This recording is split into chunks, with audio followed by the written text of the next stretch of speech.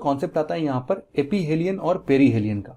यहाँ पर ये जो वर्ड हेलियन है, ये हेलियन वर्ड हमेशा सन से रिलेटेड होता है, मतलब कि ये एलिप्टिकल शेप है और सन यहां पर कहीं है, तो अर्थ का ऐसा पोजीशन आएगा ना जो सन से सबसे पास में आ जाए, और एक पोजीशन ऐसा आएगा जो सन से सबसे दूर चला जाए।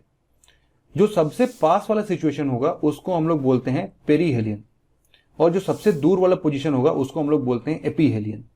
अब आप यहां पर एक बात ध्यान देना, इस फोटो में देखो आप, इस स्ट्रक्चर में इलिप्टिकल पाथ आपको दिख रहा है, और साथ ही साथ ये दिख रहा है कि ये जो सन है अगर इस डायरेक्शन में टिल्टेड है ऐसे और ऐसे, तो ये वाला पोजीशन आप देखोगे कि इस वाले पोजीशन पे पेरीहेलियन है, क्योंकि अर्थ सन से सबसे पास में है।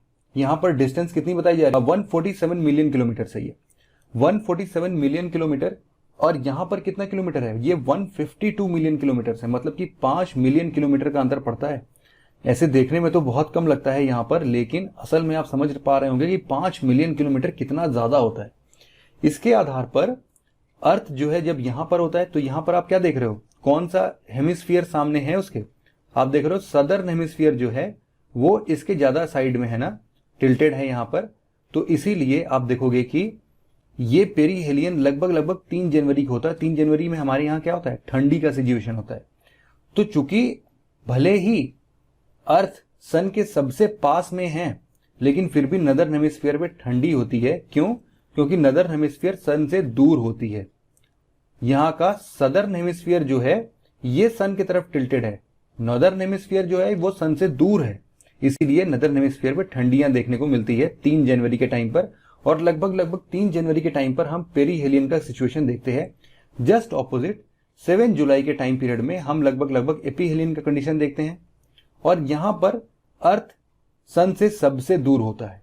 और यहां पर चूंकि हमारा नॉर्दर्न हेमिस्फीयर सन की तरफ झुका हुआ है, इसीलिए यहां पर गर्मी आती है। 7 जुलाई को क्या होती है? जून जुलाई में गर्मियां होती है ना।